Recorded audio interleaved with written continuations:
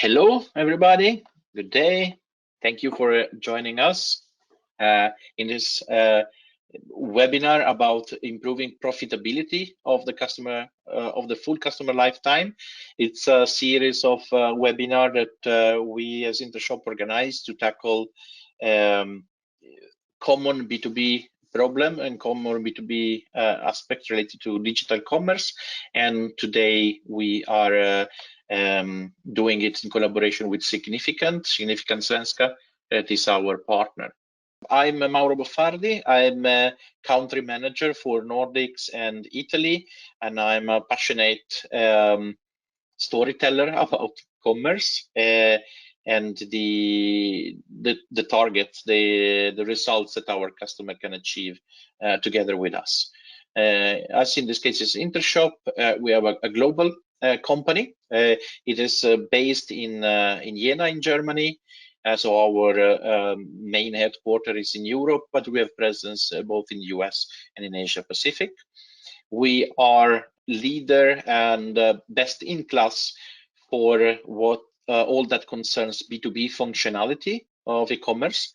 And it's not us that's saying it, but it's Forrester Wave, both in 17, 18, and in 21. In the last year, we got confirmation that we have the best set of out-of-the-box features for B2B commerce.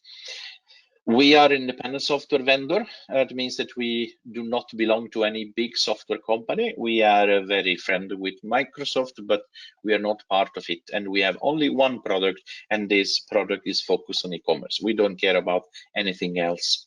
We have 350 customers worldwide, not thousands, but selected. And the reason for that is that we like to have a partnership for a very long time. And to accompany our customers in the growth. And when I say very long time in IT, 28 years, 29 is quite a long time, because we were probably the first platform standard e-commerce platform. The company was founded in 92, well before the .com era. And every year about $100 billion go through our systems. Thank you very much, Mauro. My name is Ruud Bruikere. I'm working for Signifikant Svenska AB as Vice President Product Development. And also Signifikant is a very focused company. We focus on the aftermarket. That is all the interactions that customers and dealers and resellers have with a manufacturer after the product is sold. We are founded in 2004, but also we have been a long time in the software industry, because actually the core team of Signifikant started already in 1994, and they built the aftermarket system for Scania trucks, a system called Multi, which is still used today and maintained by Signifikant and used by 25,000 worldwide users every day. But Signifikant has their own aftermarket platform. Our customers are typically manufacturing companies who have complex products which need to work for a very long time, and where, for instance, downtime is something you really don't want. If something is broken, you want to have it fixed quickly. It's typically customers with complex information requirements. An example, Komatsu forestry machines, where one machine contains tens of thousands of parts. Or in Atlas Copco industrial tools, where they have much simpler equipment, but they have thousands and thousands of different variants where you have to need to take care of. So to take care of all this this heterogeneous environment of information, we offer an aftermarket product information management solution, one single database to centralize all the aftermarket information that we then neatly present as catalogs, and we couple it with an e-commerce platform, or we integrate with an e-commerce platform to provide a one-stop shop for aftermarket, for spare parts, for instance, accessories, and so on. So we are very focused and niched on the aftermarket, but there are more processes in a company, and that's where Intershop comes in, as we will tell more about in this seminar. Using our experience, we also help customers to take this step. When we started 25 years ago, Aftermarket was dull, boring, cost center, something you had to do. Today, it's part of a sustainable environment, and it's really getting hot, and it is an area with high profit margins that you can work with. So why do we exist? What is the problem we try to solve? I was already talking a little bit about this complex information environment, the challenge that okay, we have been selling products for the last 30 years, and we have to take care of the customers, all the customers, even if they bought a system for 20 years ago. During these years, we have been using different systems for creating different types of information, service instructions, spare parts, exploded views in different systems, in different databases, different formats. Maybe our company has bought other manufacturers and they have yet other systems. And you don't want to present it like that to the end user. So you want to unify and centralize that information in one place. And that's a lot of information, and that's really a headache. And that also costs a lot of work. And then the difficult part there, or the annoying part, is that once you have put in all that work, then you will see that your competitors, some pirate companies, will provide fast-moving spare parts on the market and sell it under your price, and in that sense make a profit that you want to make. So the competition is fierce, and the way to tackle that would be to have the best user experience, to take care of your advantage, your information advantage, and have a perfect order process. But also there we have problems. A lot of the order processes in manufacturing companies, they are not so modern. Maybe a customer needs to pick up the telephone, call the reseller or the dealer sends an email to the manufacturer. The information that the dealer and the reseller had is maybe not the same as the manufacturer. So it's an expensive process, and it's error prone also. And even if our world contains of aftermarket, there's more than aftermarket. If a customer comes in with a broken machine and wants to buy a spare part, that's an excellent opportunity to sell a new machine or to sell an accessory to another machine. So we want to connect aftermarket with the market, with the sales and with the support. And today this is not the case. They have different amount of information. They're using different systems. These processes are not aligned. And that is where the link between Signifikant and Intershop is very powerful. These problems that the manufacturers have also are resembled into the problems that the customers have. They have a complex product and suddenly it doesn't work, and they want to know where to go. Do I go to the dealer? Do I go to the manufacturer? What website should I use? Oh, it's 7 o'clock in the evening. I can't call them. So what they want is to be at any time of the day, from any device they have, come into and find the spare part or find the instruction, find the service manual they need.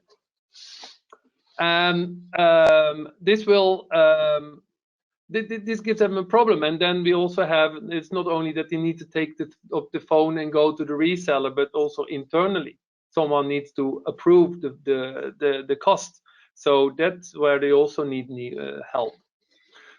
So, and this pressure of the customers demanding information, demanding service around the clock is getting higher. And Mauro, you can tell more about that, how these customers are changing.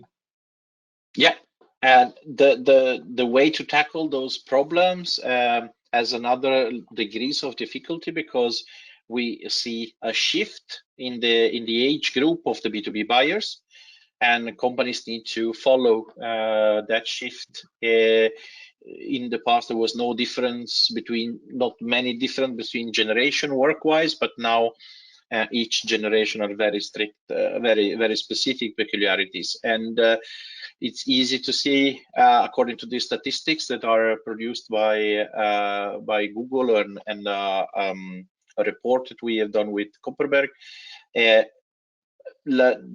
At least half of the B2B buyers now are under 35 years, so born into the digital age. And if we put together the one under 44, then it's the majority of that. So there is a different approach to problems and usage, and that reflects practically in the fact that tablet and smartphone that were leisure device, today are a usual extension of people's digital life. So 61% of the buyers use smartphones today, together with the personal computer. Then half, or every second B2B buyer, half of the buyers plan to make the purchase, more than half of their purchase online. So the traditional channel, phone line, sales agent, fax, email, whatever is not appreciated anymore. You can add on that Google is the starting point for 90% of the buyers. So there is no preferred channel or preferred thinking when selecting a suppliers, but you just go in and start searching, and that's where you need to maintain this competitive edge to be fine. That implies that 3 out of 4 buyers will visit your site once and then will bounce away. So you have only one shot to be picked amongst the mass of the other suppliers, and struck the buyer with your added value. Of course, it was talk mainly to manufacturers, and you have a privileged position here because you are the first company that comes to mind. So you need really, when people is working on your machines and needs after sales service, of course they start with the brand, and that's why you really need to seize this point of advantage you have. Otherwise, you will lose a lot of customers in time.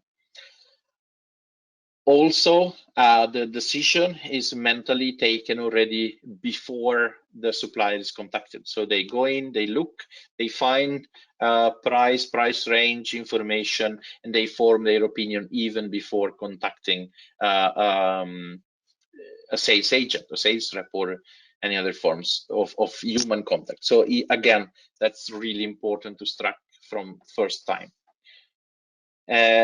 Also, that's not it's not just about product and price, but services are crucial if you want that the customer comes back and buy for you. And we can see in many other channels. You can see it for Apple, you can see it for Tesla, you can see it for Uber, or whatever of the big companies, the big unicorns out there. It's not just enough to have the right product, but you need to solve the problem in customers' behalf. If you go to a company that makes it easy, your life easier, then the price goes not to the same level of importance, and sure, you have a big competitive advantage if you think to that. And last but not least, almost the totality of B2B buyers want to self-service tools. That means that they can order whenever they want, wherever they want, with any device at any no opening hours. They want to book the spare parts on the way home or in the weekend or whatever. So they don't want to interact with people, at least not for those kind of things. So what are your competitors doing? According to a survey that we have done, the main focus is to increase or boost customer satisfaction.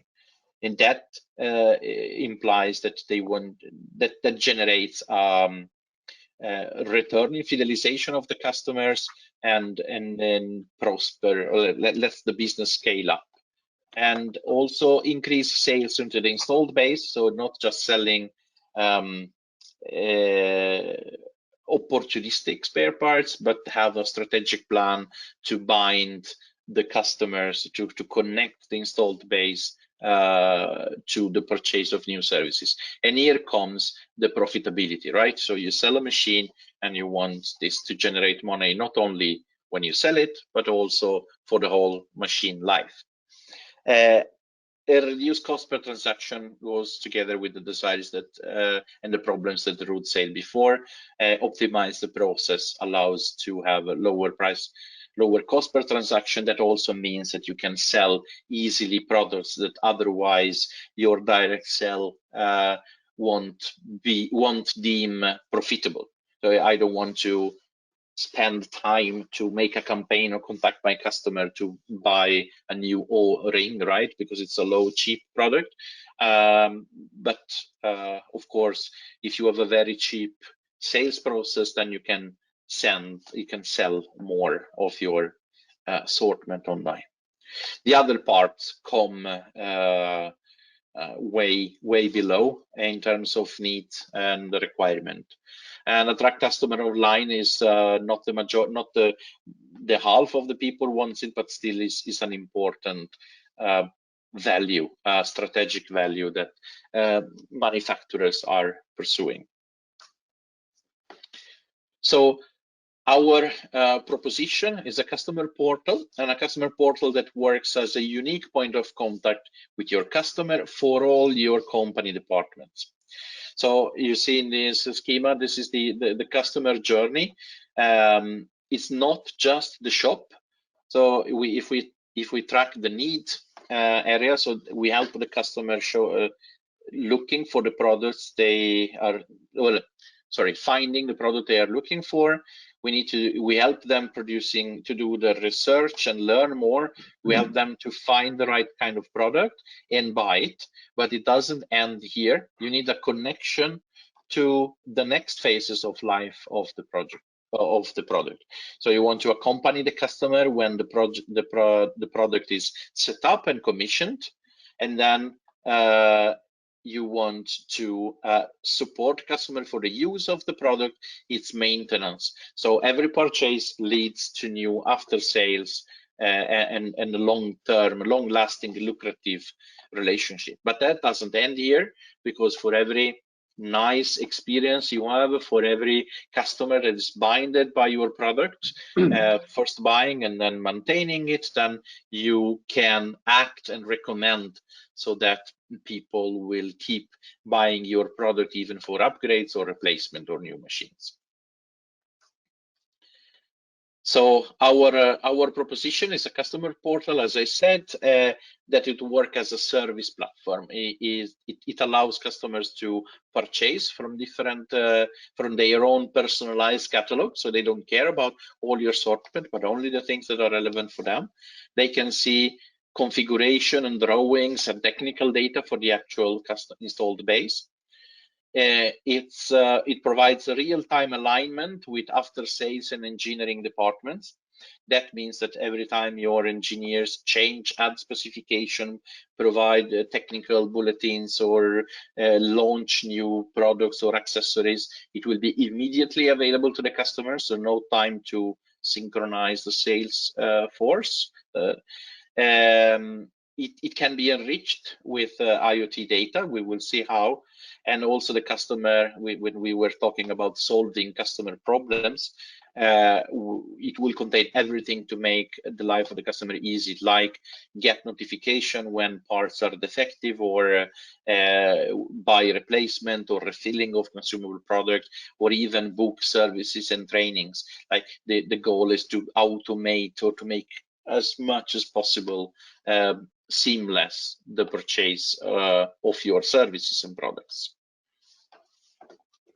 Yes, and to make that happen, I think two things are very important: is information and process.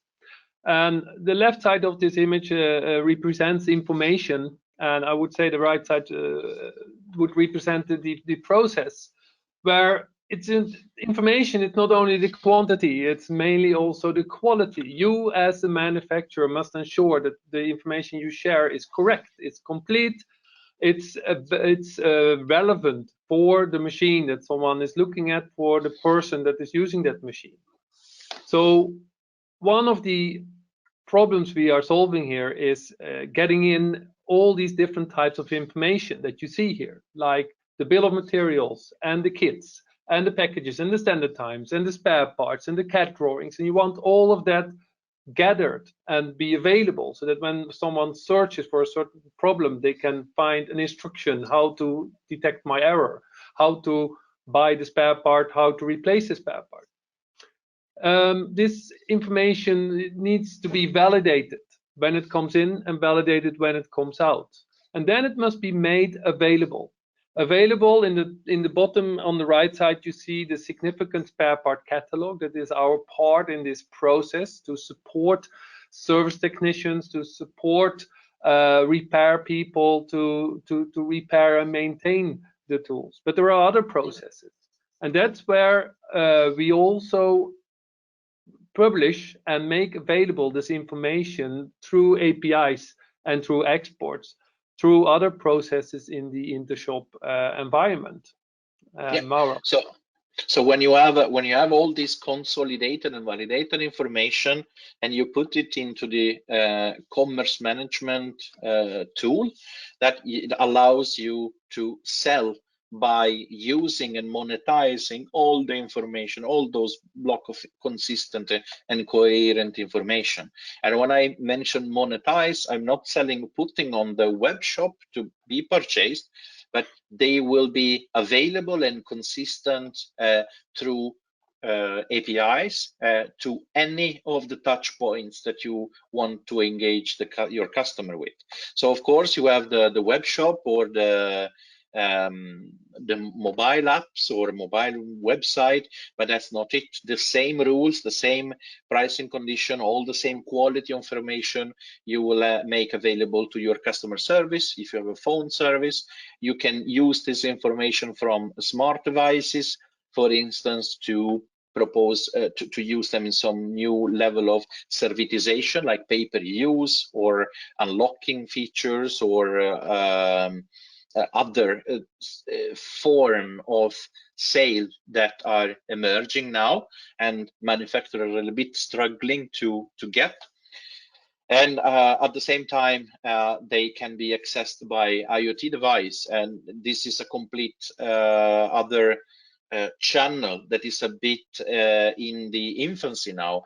Many manufacturers provides information about their products that are accessible via IoT. But the key point here is how to use them to monetize, how to add value for that. You just not want to sell the subscription to that service, but you want to use those information. So IoT data can come in and help sell more, and can also be a new line of sales. If your device, if your device is capable of it, you can have automatic reordering or automatic preparation of spare parts replacement or anything. I mean, that's just a market that is very little explored to this day.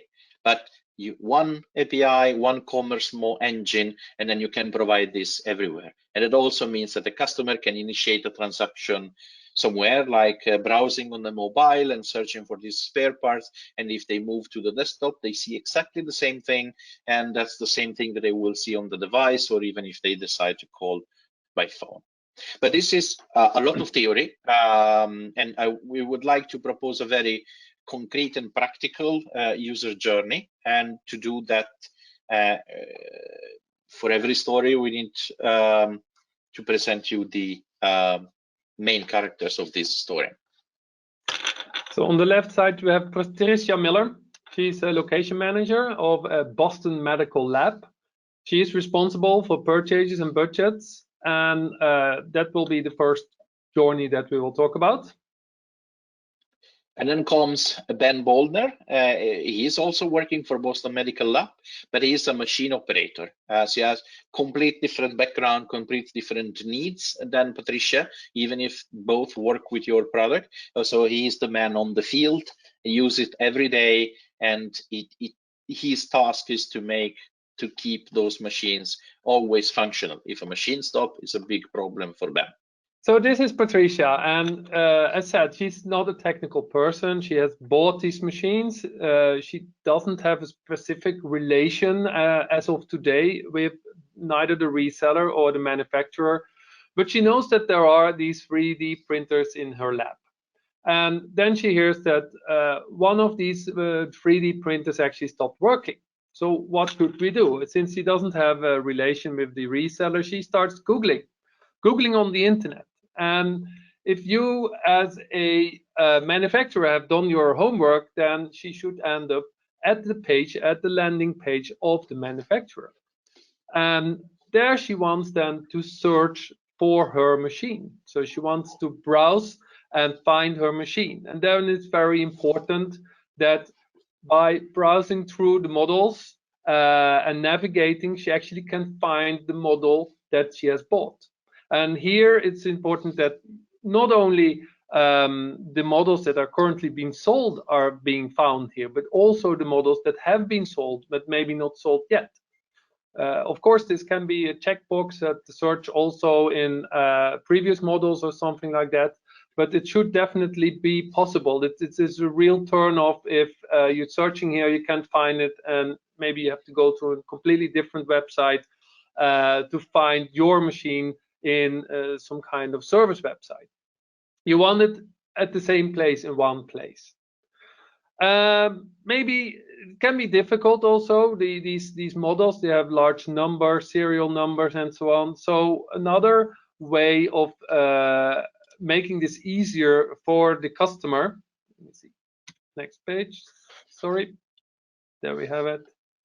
Is that you put a QR code or a serial number on the machine, or a product number on the machine. In this case, it would be a product number, and allow them from their mobile phone to scan that and then directly go into the product page of that product that you're looking for. And then she doesn't need to browse, and she will automatically know, and she will really feel that the information I'm going to see now, I can trust it. It's really for my machine, and it's not for any other machine.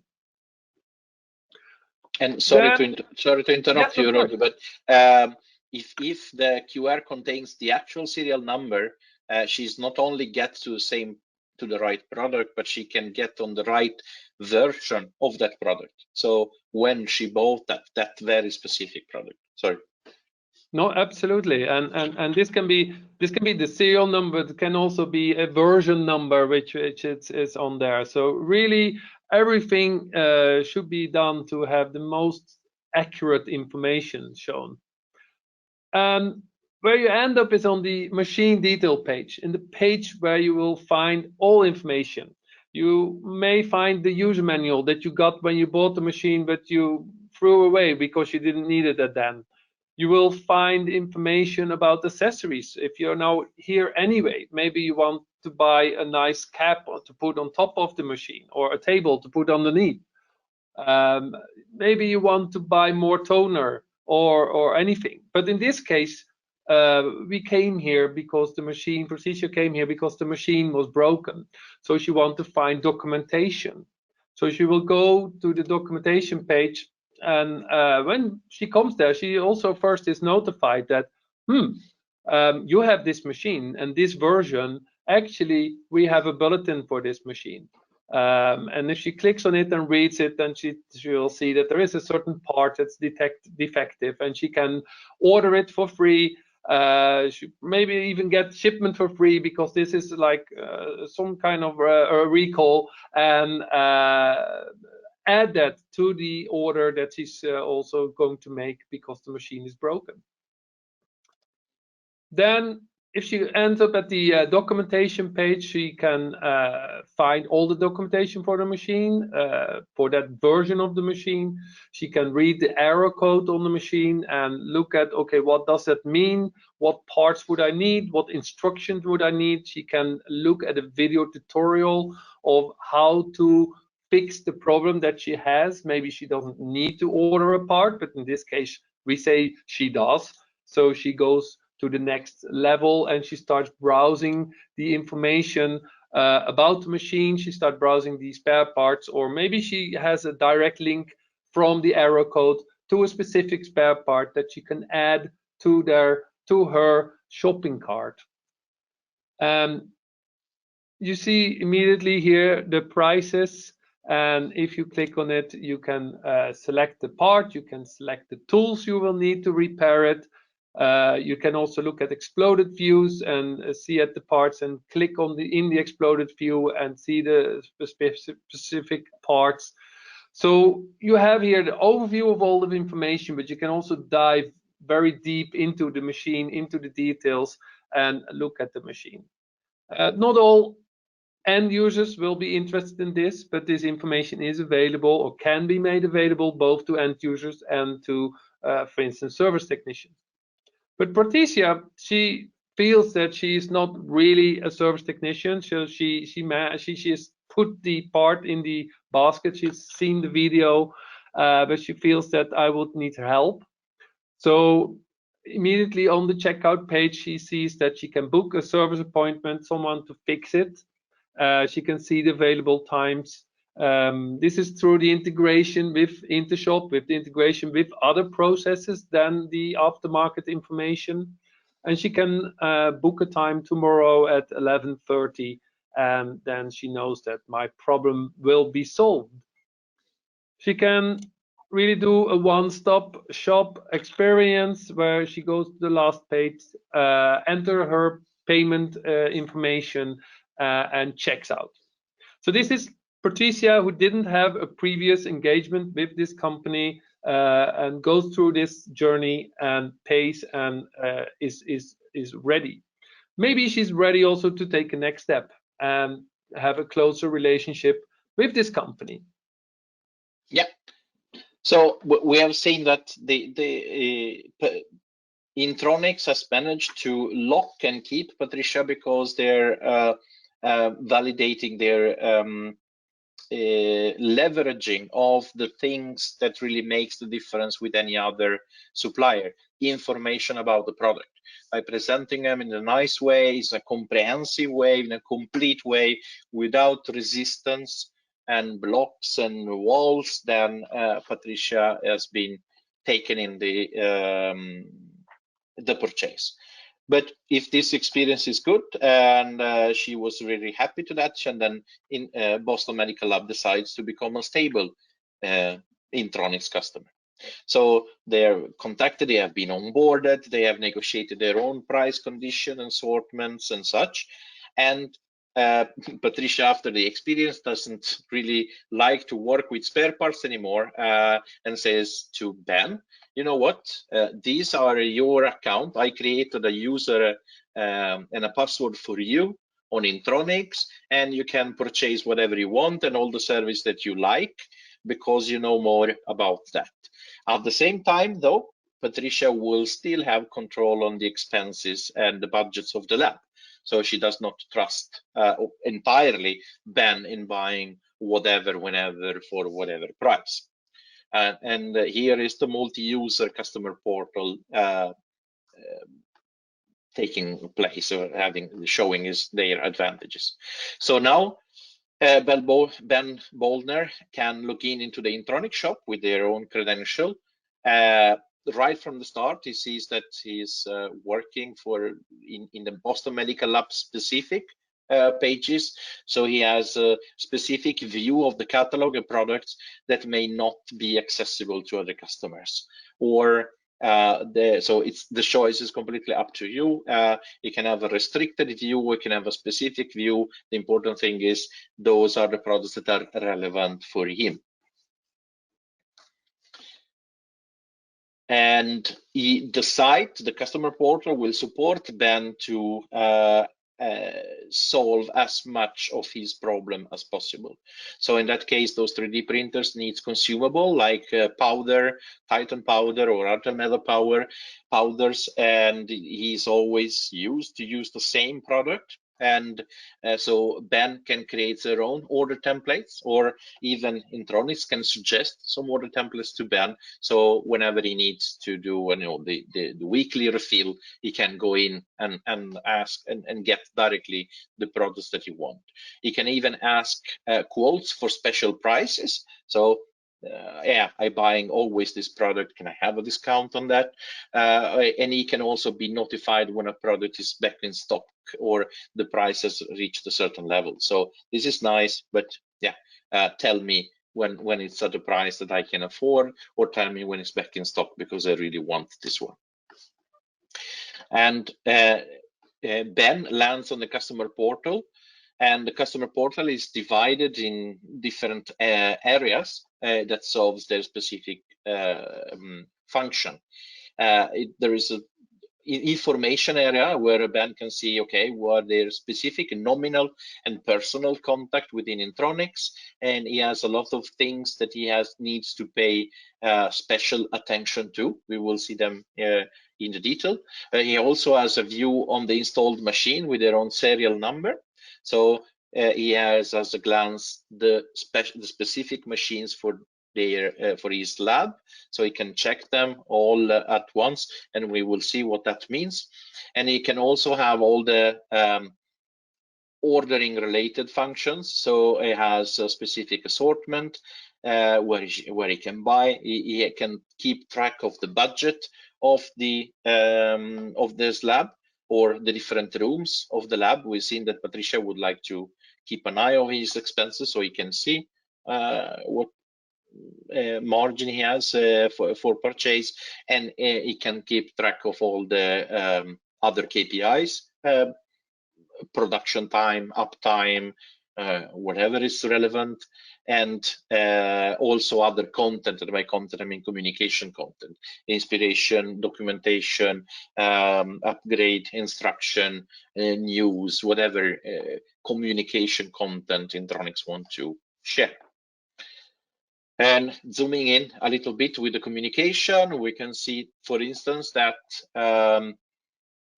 a machine has received a new bulletin. So Intronics has realized that the multi-laser 3D printer has specific change in the specs. So it's prompted with that. It doesn't need to search for it. It has some information about a quote that he requested was submitted and response. There are information about expired contract, and that can be both maintenance contract or price negotiation contract. So it's okay, you're almost is expired, please renew it, and all the other information that makes the life of Ben easy. So everything is there, everything is prepared for him. He has just need to act on that. And one specific case for that, thanks to the IoT technology that use manufacturer build in the machines nowadays, you can see that one of the machine has an issue and is not working as it should. So it's prompted here. So clicking on the machine, and I mean not this model of machine, I mean that specific instance of the machine, that serial number in that room, in that corner of that room, Ben can see the usage statistic of this machine, all the technical data, both fixed, so how is this supposed to work, and how is work actually in this moment, and all the information related to it, as Ruud has shown, all the relevant consumable accessories, services, whatever. But in this case, thanks to IoT, we say that this part is broken or is not working as it should. And if the machine is smart enough, you can even highlight which part is broken and having ready for Ben to click to order a replacement for it. Together with the documentation of the machine, you have, as I say, this is a specific machine, so it has an history. I changed this machine with time. I have different spare parts. I have different services. This problem maybe come up in the past, and Ben has access to all the service protocols of the machines of the lifetime of this machine. In this example, Ben ignores the problem with the machine, but decides to buy some consumable products. So he goes in, add to the basket. He can specify the cost center for where he's buying to, so the room for the lab. And he can even choose whether to submit the order as a one-time order or a subscription. As I said, I need this toner, this powder, I need this set of products every month, so I'll just reorder it every month, deliver me this one, or every week, every day, or whatever may apply. When Ben submits the order, we see he doesn't need to pay actually, because this is within the Intershop, the Boston Medical Lab account. In this case, Ben received notification that this order must be approved by his supervisor. And here, Patricia come back. Patricia received a notification. Some of their colleagues have sent orders from different departments, and Ben is one of them. So Patricia, as an approver, has possibility to see the overall orders and accept them before they are sent to Intronics. So Patricia can look at the detail of the order sent by Ben. He can compare this order. He can match this order against his own personal budget or even the cost center budget. So Ben can buy, I don't know, 1 million per year, but each room cannot buy more than 300K per year or per week or per month. In this case, the order is slightly over budget, but since Ben explained why and for other consideration, Patricia decides to approve it. And once the order is approved, or if it was approved straight away, both Patricia and Ben can see in the order history all orders and the current processing status coming from ERP. So that is relevant for both. You can see that Ben can see when the order will be shipped and where it is, and access to the documentation of the product. Maybe starting set up the installation, and Patricia can see that the order has been delivered, that the invoice will come, and so on. And from that, there is also a whole journey about return and defect raising and so on. So what's the business value from this? Why are we doing this, and what is it good for? If you take a customer perspective, the customer will be much more satisfied. They will much quicker find the information they need. They will find the information in one place, the instructions, the information, the documentation, the spare parts. They can do all at once. And also, since this is coming from, in their eyes, a trustworthy source from the manufacturer, and it really feels like this is specific information for my version of my machine, they will not hesitate. They will not think, okay, I will Google a little bit further, or I will sleep over this one night. They will immediately buy this because they have found what they need and they found it from the source. So they will be much more satisfied. They will be much more loyal to your brand, and they will get back. And for them, this will mean less downtime costs and more profit. But it means also, of course, for you as a manufacturer that you get faster sales cycles. You get people coming in instead of hanging on the phone of shopping on the internet. They will go to the source and buy what they need, and they will buy the right thing, because we are matching here accurate, trustworthy information with an excellent process. So you will have lower errors, less returns, And in the end, you can ask higher margins. You can ask a higher price for the spare parts because people will not go and shop around on other places on the internet. And in this case, you're not only providing information, you're also collecting information. You are seeing, since everything is now automated, you're seeing what your customers are looking for, what documentation they are reading, what spare parts they are ordering for which machines. So you're gathering a lot of information that you again can use then for your marketing, for your sales, for your inventory management, for instance, to reduce your inventory. So there's also a business value. And since now everything is automated and is a web shop and there's an automated processes behind, you can start new channels. You can maybe go around your dealers, maybe in areas where you don't have any dealers. You can go directly to the end customers and set up a website there. So these are opportunities, additional opportunities you have of this matching the excellent information with all the processes. Mauro. Yep. From the technical point of view, without going down in the nitty-gritty, but still it's very important, you can provide the functionalities, the sales functionalities across different channels and touch points via APIs. That means that if you add a feature, if you add a different sales model or anything that you do, you will do at the same time on all your channels if you such one, if you want that, and that is a huge advantage and speed to reach all the markets that you cover. And the same concept or the nature of the customer portal is to provide integration to third parties as well. We can discuss a lot more in detail, but if you have a customer booking system, or you have a ticketing system, or if you have a commercial configurator, anything that you have in your ecosystem or a documentation library, these can be integrated directly on the APIs and not by customizing the e-commerce part.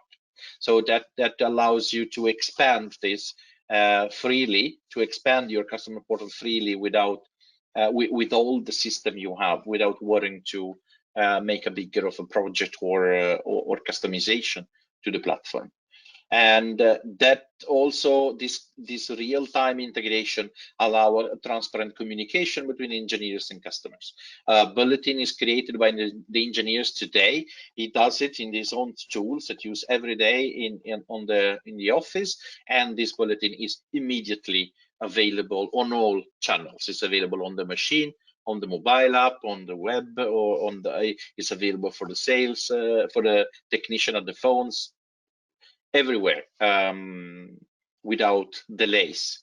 And last but not least, those services for the customer portal are offered usually in cloud. That means that your IT does not really need to worry about all the details. Your work is to build machines, right? Not to be the new Amazon. So if you run this commerce portal infrastructure in the cloud and leave it to us in this case, then your IT does not need to have all the headaches to introduce that in your own ecosystem. That was a lot to take in. I understand. So I'm looking through the different questions. Yes, Marcus asks if we can share the video and the slides. That's true. You will get it later tomorrow morning, I believe, but you will get them.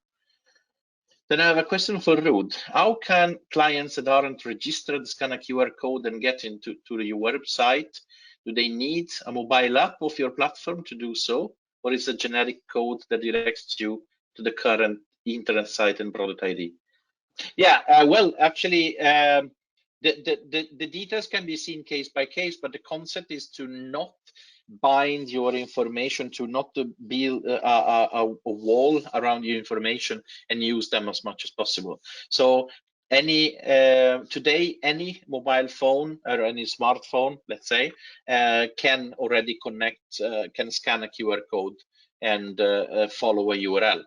So into that QR code that you print on the machine or on the paper, or wherever you want, you can contain the URL of the shop and the serial number. So that means that you don't need any special software for that. It's just like if you have a long URL pointing to that specific machine. And usually this is a problematic because people want to keep the information, right? They don't want to show the bill of material of the machine. They don't want to show the default prices. They want people to be registered before interacting. But this is actually against the philosophy of make the life of the customer easy. So in short, no, there is no need of any special QR code. I believe that if you scan the presentation, you will land on our website, for instance. You can test it when you get the slides. And then there's another question from Marine. What is the significant workshop integration that was shown in one of the first slides? I can pick it up. Here is referring to this one. Yes. So the workshop application is typically an application used in a service workshop. And here this is a workshop application that a customer has that we integrate with. So typically it will, when the machine comes in, it can again scan it and end up in the right place. It will see an order, what needs to be done on this machine. Does it need maintenance or does it need reparation? What kind of contract does this customer have?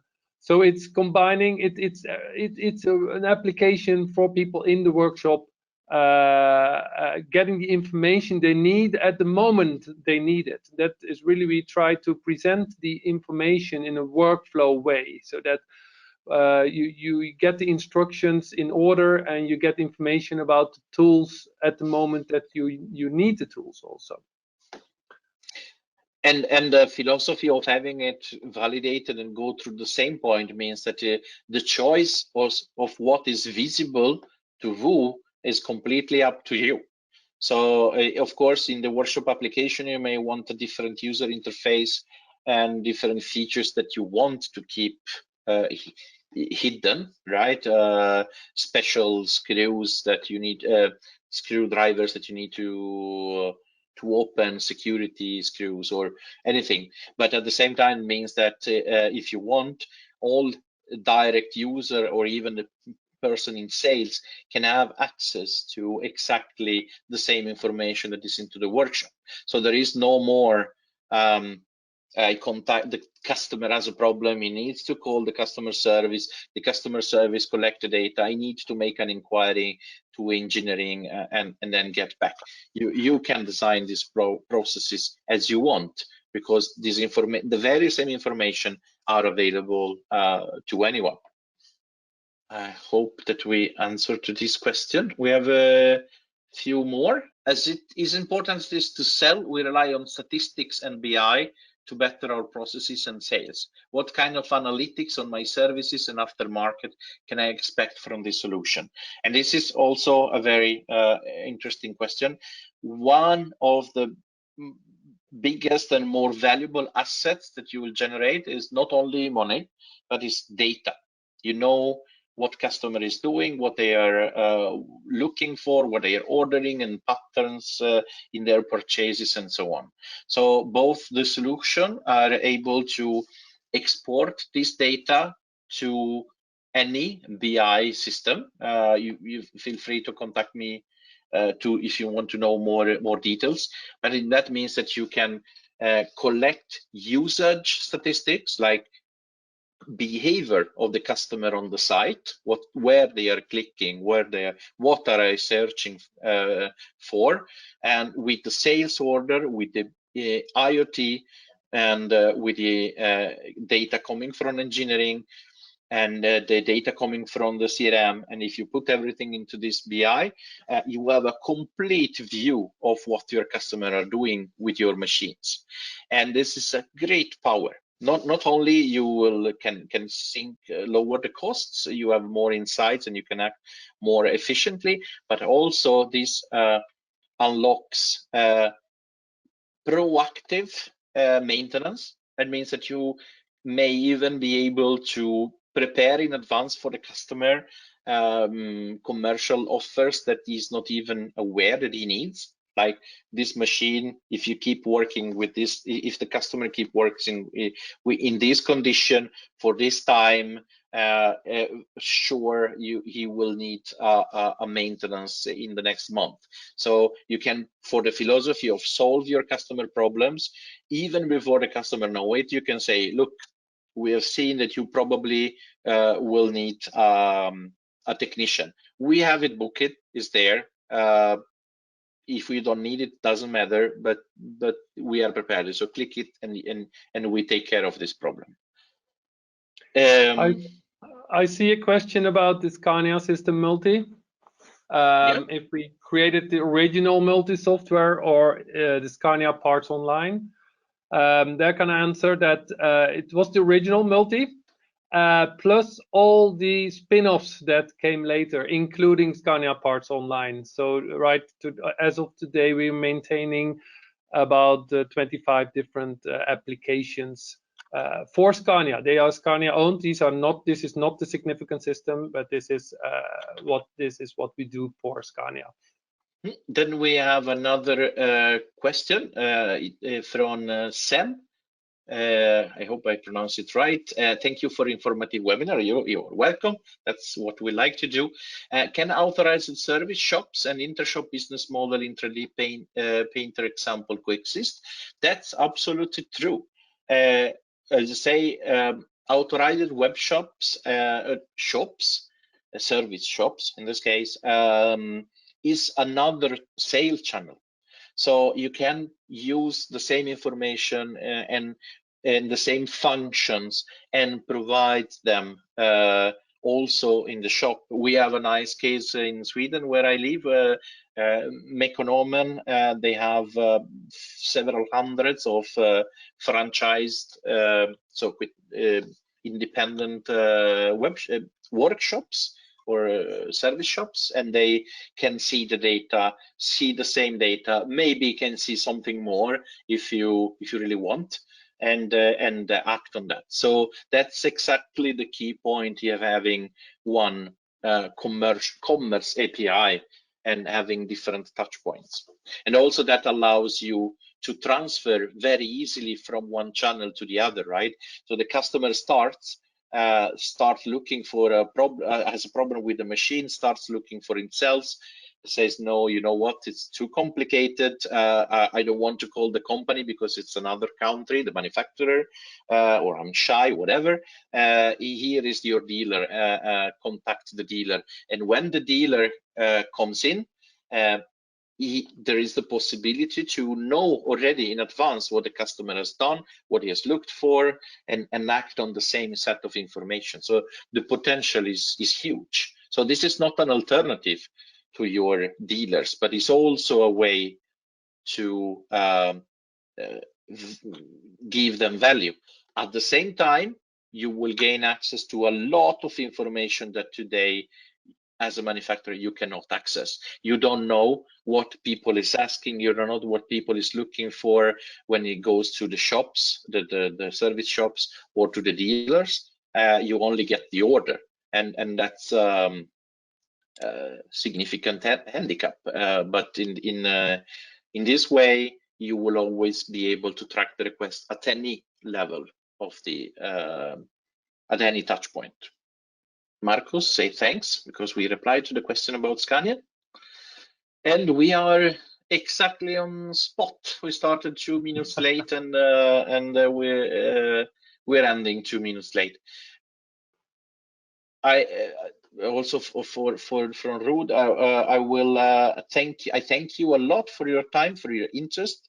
We are available for any questions and follow up.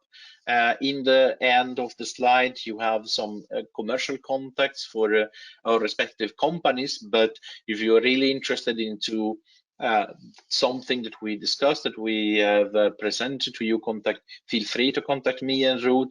We are available for you at any time. If you have feedback, you're more than welcome.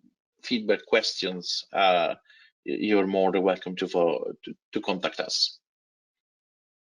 Thank you. Thank you very much. Thank you, and see you next time.